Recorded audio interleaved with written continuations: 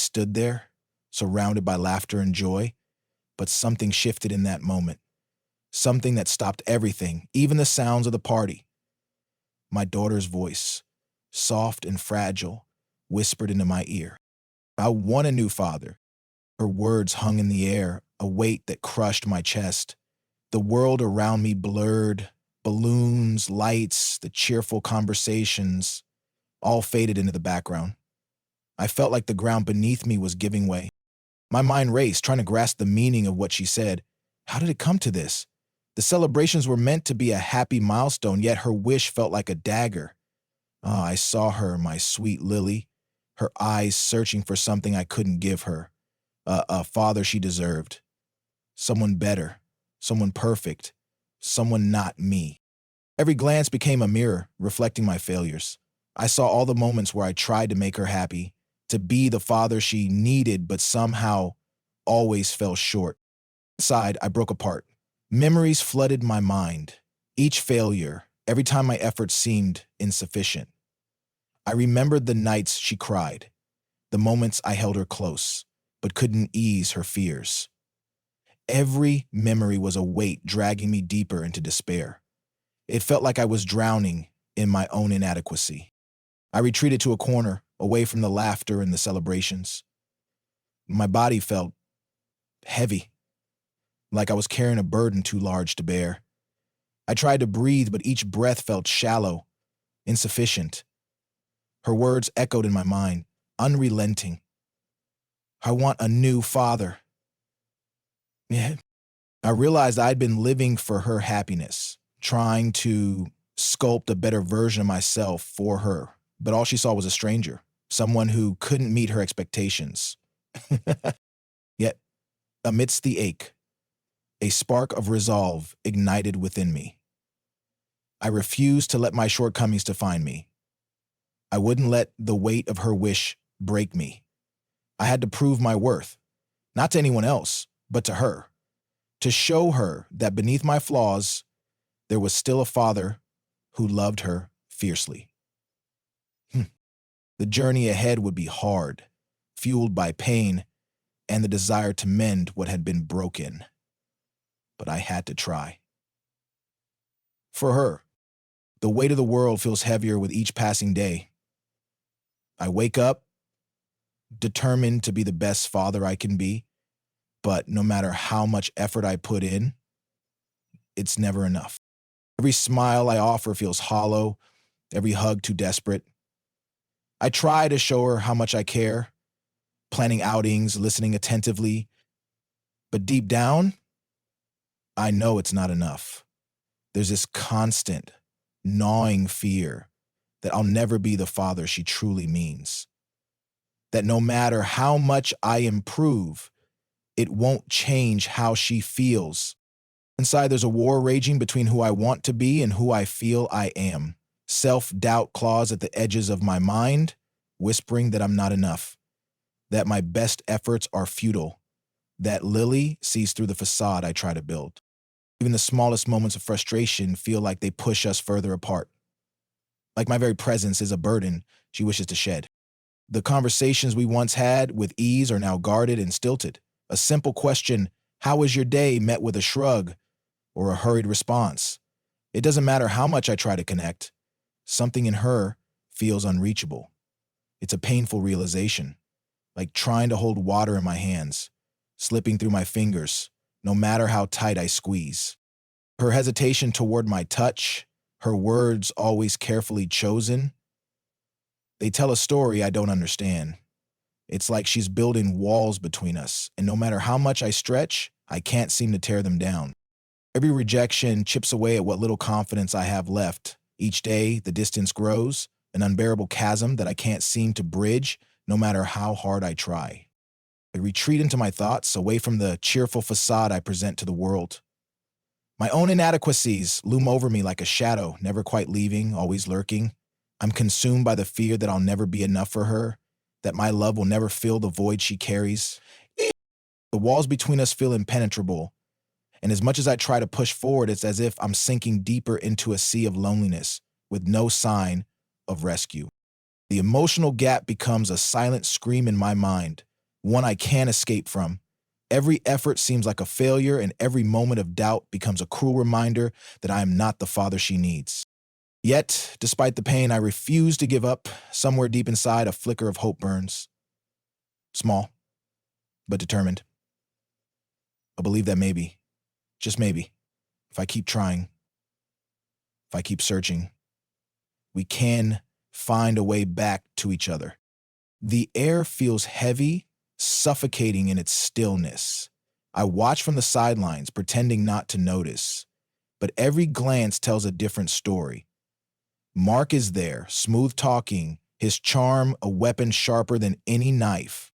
At first, it seemed harmless, just small acts of kindness, a gentle word here, a shared laugh there. But now, it feels like he's weaving a web that keeps Lily closer and closer, away from me.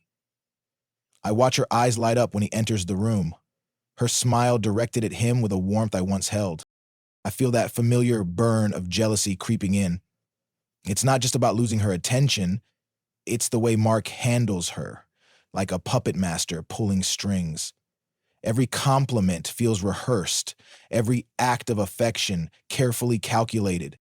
I love how you look when you laugh, Mark says softly, brushing a stray lock of hair behind Lily's ear. It's innocent, but it cuts deeper than I'd like to admit. She giggles, oblivious to the tension radiating from me. Sit in silence, watching them dissecting every subtle shift in her expression, the way she mirrors his every move. My chest tightens, the familiar ache of helplessness settling deep within me. I catch bits and pieces, conversations I wasn't supposed to hear. Snippets of things Mark has said, things Lily repeats, without knowing they've been planted in her mind. Little by little, he's shaping her thoughts, her beliefs. She said, "You don't understand," Lily tells me, her voice quiet, almost timid. That Mark makes her feel heard, like she matters more when he's around. The words hit harder than any blow. My heart cracks, a realization, a dagger lodged deep in my chest. He's not just charming her, he's rewriting her perception of me, turning her into someone who no longer sees the father who's been there through every struggle. I nod, swallowing the lump in my throat. Maybe I haven't always been perfect, I say, my voice quieter than usual. But I've always been here, always tried. Yet, it doesn't seem to matter. His influence is stronger, a constant presence shaping the narrative, and I'm left to watch as my place in her life slips further away. Every interaction becomes a battlefield, silent but brutal. Mark's control over her thoughts grows more evident, and I can feel the gap widening between us. It's as if I'm fighting a shadow, a ghost I can't seem to outrun. I can't ignore it any longer. The truth is right there, glaring in the quiet moments. Mark is manipulating her, and I'm powerless to stop it. "Why do you always look so sad?" Lily asked one evening, concern etched into her features. "You don't seem like yourself anymore." I force a smile, masking the storm inside. "I'm just tired," I say softly, watching as her eyes soften with sympathy. But it's not enough. It will never be enough. The lines have been drawn, and Mark's side is looking brighter, more appealing than the reality I've fought to build. Each day brings more doubt, more fear that I've lost her to a man who is not who he seems to be. My unanswered The school play buzzes with energy, a sea of voices, laughter, and clapping. Parents sit shoulder to shoulder, eagerly watching their children shine on stage. But all I can focus on is her. Lily. My heart beats louder with each passing moment, my eyes scanning the crowd for her. And there he is. What do you think? Mark sits a few rows behind me, relaxed, his gaze moving effortlessly through the crowd. His smile is easy, genuine even. Everyone seems to gravitate toward him, praising his involvement, his gestures of support. The weight of it presses down on me. Every compliment, every nod toward him feels like a jab. My protective instincts scream louder with each passing second, every glance his way fueling my discomfort. Did you see how he helped Lily with her costume? A mother whispers to her friend beside me. Such a great dad. My fist clenched beneath my lap. He's not her father, I think, but the words feel hollow, impotent. The final act begins, and my patience frays. Every smile, every laugh that isn't meant for me is a reminder that I'm losing ground. My feet move before I realize it, pushing through the crowd with a steady resolve. Mark spots me immediately. The air grows thick with tension, each step toward him like wading through a battlefield. You shouldn't be here, Mark says softly, his voice devoid of any real concern.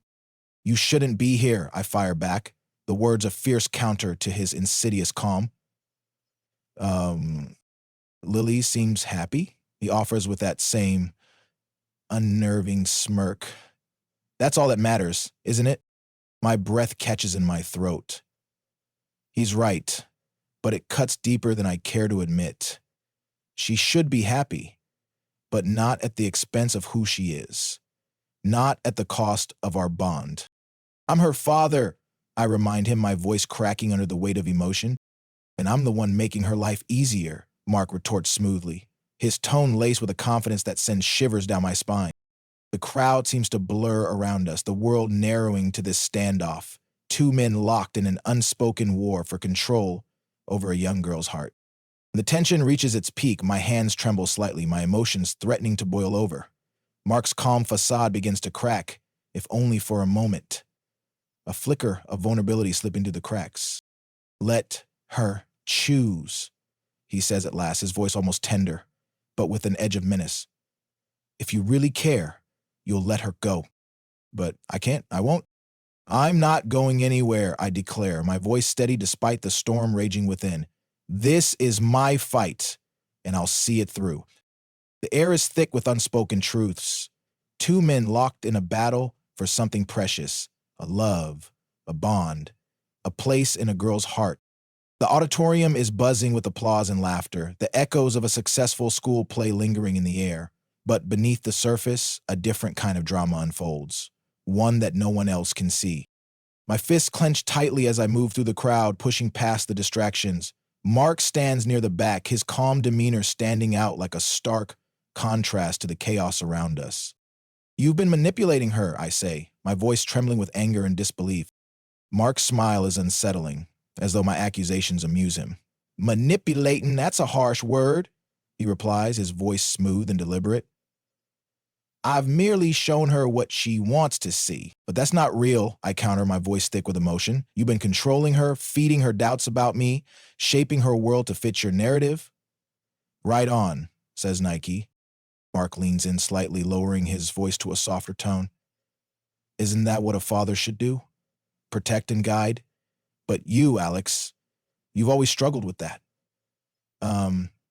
Your genuine care has only complicated things. The air grows colder, sharper, with each word he speaks. His confession feels calculated, stripped of any remorse. As though he's been planning this for some time. I won't let you, I say, my voice steady despite the storm inside. You can't control her. Not anymore. From a distance, I see Lily watching us, her expression a delicate mix of confusion and sadness. Her eyes flicker between the two of us, father and pseudo-stepfather. Locked in a battle of words and power. She shouldn't have to witness this. Yet here we are, her young heart caught in the crossfire of two competing worlds. The school play, a beautiful moment of celebration, becomes a silent witness to her internal struggle. Lily, I start, my voice softening as I address her indirectly, but she doesn't move closer. Her gaze shifts, almost avoiding mine, and my heart aches knowing she's torn. Do you really think you can fight this? Mark's voice cuts through the quiet moments between us. You're holding on to something fragile, Alex, and it's slipping through your fingers. The truth stings. My hold on her is slipping, yet I refuse to give in without a fight. The final moments of the play arrive, but they are overshadowed by the intense tension hanging between us. The audience is unaware of the real drama unfolding beneath the surface. I step forward once again, the determined edge of my voice cutting through the silent expectations. I'm her father, I declare firmly, loudly enough for the few closest to us to hear, and I'll do whatever it takes to protect her, to ensure she knows the truth. Mark's smile fades, replaced by a flicker of vulnerability. His composure begins to crack, the facade slipping for just a moment. You're risking everything, Alex, he warns, his voice quieter now, stripped of its previous confidence. But it's worth it, I respond, my voice unwavering, because she deserves to choose for herself, to know that love isn't something that can be controlled. The crowd watches, oblivious to the battle of wills behind the scenes. But for us, this moment is a defining one, a choice between manipulation and freedom. Mark's mask nearly shatters completely, the weight of the accusation hitting him harder than expected, and for a brief second, it feels like I've won. But the war is far from over. The house is quiet, a dim light casting long shadows over the walls. Alex sits in the corner of the living room, a glass of water untouched in his hand. The weight of the past weeks presses down on him. Each moment with Mark, the struggle for Lily's trust, the realization of his own flaws. It's in the stillness that clarity starts to surface. My heart is a bit lighter now, though it still aches. The shattered pieces of my self-doubt are beginning to rebuild into something stronger. I've stopped trying to fit into an ideal version of myself, one that only exists in the eyes of others. Each day I see how much I've grown without needing to prove anything. I've come to understand that love isn't about perfection and certainly not about being enough for someone else to stay, right? But what I have learned is that love isn't about perfection and certainly not about being enough for someone else to stay. In this quiet, I reflect on the bond I've built with Lily. It's no longer about controlling or molding her. It's about creating space for her to grow, a space where she feels safe and understood. Slowly, she's learning to see beyond the surface, to value her own feelings over anyone else's judgments. Remember how hesitant she was at first, how she would pull away when I tried to offer guidance. But now she seems more open, more comfortable in her own skin. Her laughter echoes softly in the room, a sound I had missed so deeply. We sit together on the couch, her feet tucked under her, her eyes reflecting trust I hadn't thought possible before. It's not always easy, she says, her voice trembling slightly, knowing who to trust. No, I respond, my voice gentle, steady. But it gets clearer when you listen to yourself. Your instincts, your heart, they tell you what's real. She nods slowly, and for the first time in what feels like forever, she leans into me. Not just physically, but emotionally. I never thought I'd feel safe with you again, she admits. But you do, I say softly, squeezing her hand. Because you deserve it. Safety, love, honesty. It's not something to be earned or won through manipulation. Our conversation flows easily now, as if the weight of past misunderstandings has been lifted. Every word feels more meaningful, every touch more genuine. I missed this, she whispers, her head resting on my shoulder. I missed you, I reply, holding her close. But I've been right here all along, just waiting for you to see it. The room seems brighter now, filled with warmth, where there once was only shadow. Our relationship is far from perfect, but it's real, and that's enough. As we sit together in the quiet, I know we've found something deeper than manipulation, something authentic and lasting. The journey has been painful, but it has brought us back to each other in a way I hadn't dared to hope for. The family picnic is underway. A tranquil setting by the lake, families laughing and children running freely. Alex watches Lily as she twirls in her sundress, her face glowing with joy. For the first time in a long while, the weight of manipulation and confusion feels distant. It's strange how things have changed so quietly. Mark's presence, once dominating every moment, now feels like a faint echo in the background. His attempts to reclaim control have grown desperate, small, subtle attempts that no longer hold power. At first it was disorienting, watching him pull away slowly, almost unwilling to admit defeat. was a painful reminder of how deeply his influence ran. Yet as time passed, the pull weakened. Lily's eyes no longer lit up when she saw him, and mine didn't either. His charm, the carefully curated facade, faded into insignificance. Alex had won, but it wasn't about victory anymore. It was about surviving, the manipulation, the lies, and rebuilding what had been broken. Mark, once a constant presence, became just another shadow of the past, a faint reminder of what we had fought against. Now, under the sun-dappled tree, with the hum of the picnic around us, the weight feels lifted.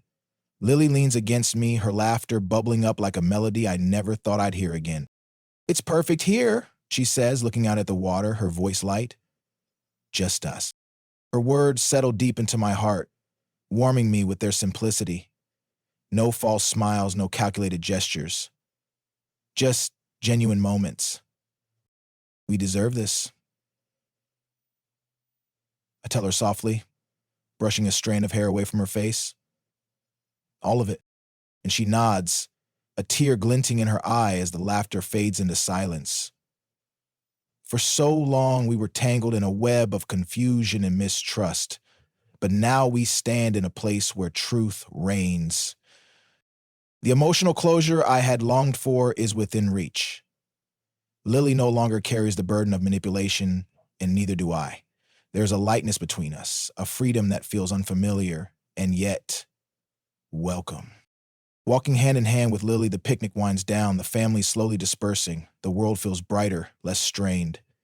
Mark's influence is no longer a shadow in our lives. It has been cast aside, his grip lost in the past. "What do you want to do next?" I ask her, my voice steady, calm. Lily smiles up at me, the sun warming her face.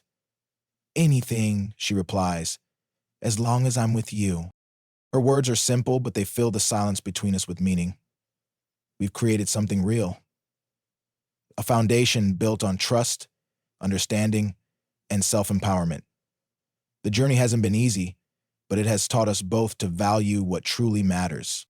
Mark's name doesn't cross my mind as we walk hand in hand into the future. His manipulations are distant memories, irrelevant now. This is a new beginning, a path forward, unburdened by deceit, a future painted with the colors of resilience and love. Together, Lily and I are stronger, our bond fortified against any remnants of the past.